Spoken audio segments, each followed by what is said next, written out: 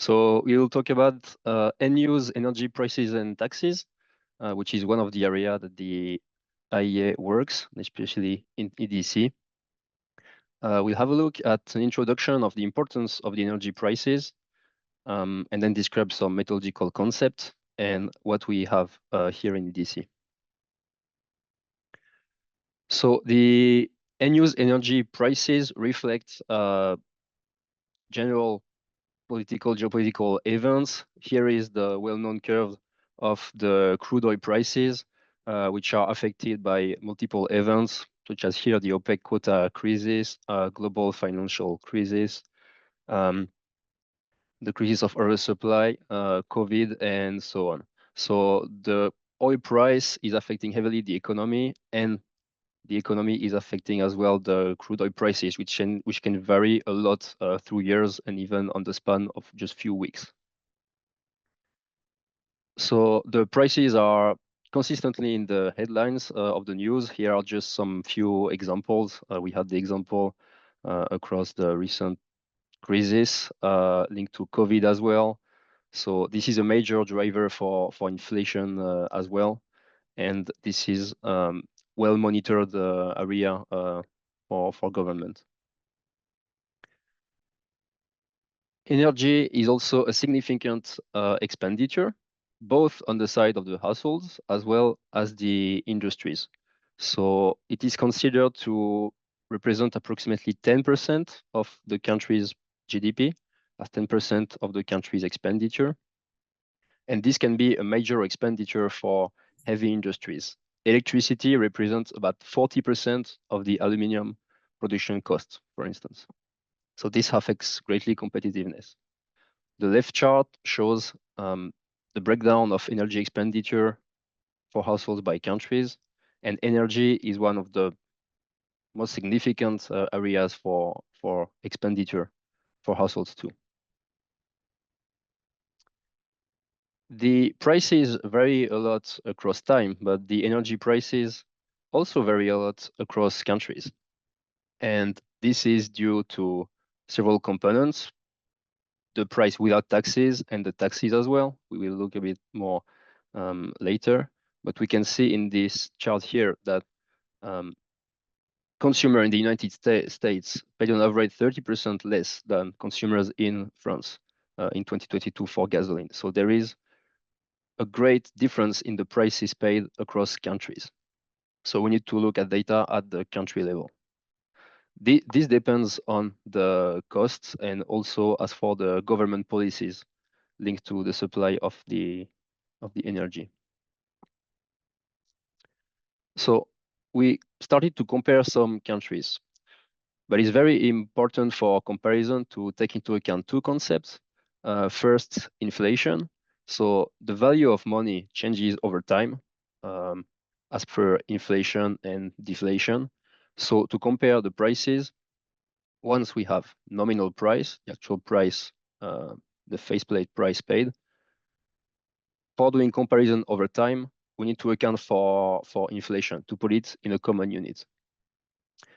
To compare across countries, because the money have different perceived values, with $1, different goods can be purchased in the country A or the country B. It's important to correct for this effect using the purchasing power parities or the PPPs. So those are the two economical ways that are used to adjust the prices and be able to compare the prices across time and across countries. So here is an example when we look at the electricity prices for residential customers. So the unit here is US dollars per megawatt hour. So same unit for all the countries. And we have here a ranking where the UK has a major nominal price, while Turkey shows here a lower price. However, the picture is different when accounting for the power purchasing parity rate. So if we are looking at the energy price relative to the prices of all other goods in the country. So here is the price using the PPP, the power purchase parities correction. So we can see on the right that Turkey, for instance, here has a price that increases. So we can establish a new ranking that is more reflecting the actual cost for households. So the burden of these electricity prices compared to the overall prices levels across economies. Now, some key concepts. So the price is made of several components. It's made of an ex-tax price. So I will detail them later. So a price without any taxes and taxes. So the taxes are what's levied on the consumption of the product. The taxes is broken down into value-added tax, so that is based per value, and an excise tax. That is a tax that is per unit of consumption. So the price is the sum of all those components. Now looking at all of those components at a time, the ex-tax price includes all the costs before the product get to the consumer. So this includes the raw material cost, so the crude oil in the case of oil products, all the capital expenditure, production cost, transport and distribution, even the profit margins. So that's really the cost of the product as it gets to the consumer. And this includes everything upstream and not just the price of the raw commodity. Then comes the taxes that are levied at the consumption side. So the excise tax is what's levied on a volume basis. So dollars per liter, for instance, dollars per liter of gasoline or euros per megawatt hour of electricity. This includes all the taxes that can be environmental taxes, CO2 taxes, stock fees, and so on, as well as the basic excise taxes. This includes all the taxes, but VAT. So there are some examples here of what those taxes can be by country. Last component, the VAT, the value-added tax, is a consumption tax that is computed ad valorem based on the value. So it's generally a rate, for instance, a 20% rate. So we take the ex-tax price and the excise, and there is a 20% rate that is the VAT. So this VAT, this tax covers about over 160 countries now in the world. So this is a very common one that is separated from the excise tax.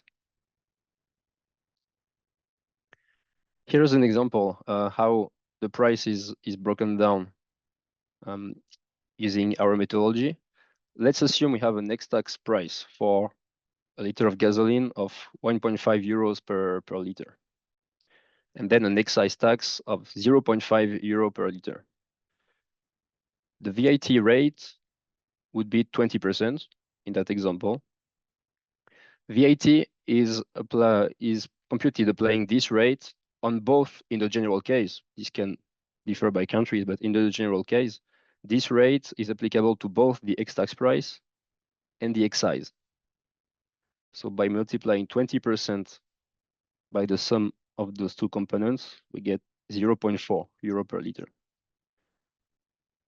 Summing the excise and the VAT amount would give 0.9, and that's our total tax for gasoline.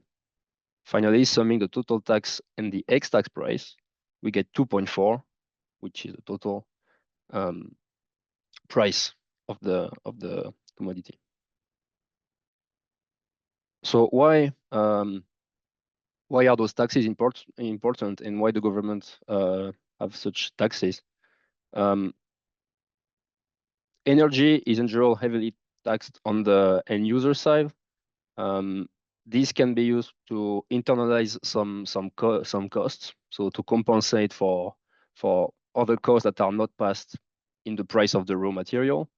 And this is an important also revenue raising commodity, as the consumption of energy is generally quite inelastic. So the consumption will not differ too much depending on the taxation level. So it's a very stable source of income of taxes for government. So a note on the difference between price and a tariff. So we are looking mostly here at electricity, the price of electricity. So we are looking at average prices, the average price being the total the total money spent, total expenditure divided by how much we get, how much energy. This differs from a tariff. A tariff is a fixed rate at which a product is sold. However, on top of tariffs, there can be some other charges, such as metering charges or some fixed costs for electricity. There can be a fixed subscription rate, and then there is a tariff for electricity that can be broken down into several bands. So to look at the average price, we need to include everything that is paid to consume the energy, not only the tariff. This needs also to include the variable charge or any other charges that are not called a tariff across all consumers. So in an example here at the bottom of the screen, if there would be a fixed charge of 10 euros per month and then a tariff of 0.1, we need, if the total expenditure is not available, we need to do the sum of this charge and the consumption to come up with an average price. So that's really the average price paid to get electricity, not only the part on energy, only the part on tariff, but everything to get the energy to the consumer. So here at the IEA in the data center, we have a database that covers energy prices, which has a main focus on end-use energy prices, and also that contains some other additional data, such as on some wholesale prices and some crude oil prices. This combines data from multiple sources to reach an almost global level. We cover now nearly 150 countries for any commodity, for all commodity where prices are available. So all the data are now available through a single table in the .stat data explorer as any other databases, and everything is merged in some single table, so it's easy to access and to compare across countries. So the coverage is a mix of some data that are submitted.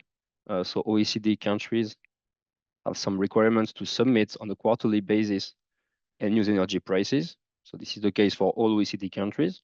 We update those data on a quarterly basis. Next update would be even this week. And we also collect some data for non-OECD countries to reach a global level. That comes with some voluntary submission that also comes with some desk research. So we do compile from various sources and use prices from multiple countries to have a database that covers nearly global level. So as for non-OECD countries, we get data from several sources that are always official sources. So we don't estimate the prices ourselves. We get official data from official bodies such as the energy ministries, National Statistical Office, central banks, regulatory agencies, and so on. So this covers the end-use prices for sectors that are both residential and the non-residential sectors, so which are the industry and services, as well as transport. So here are some examples.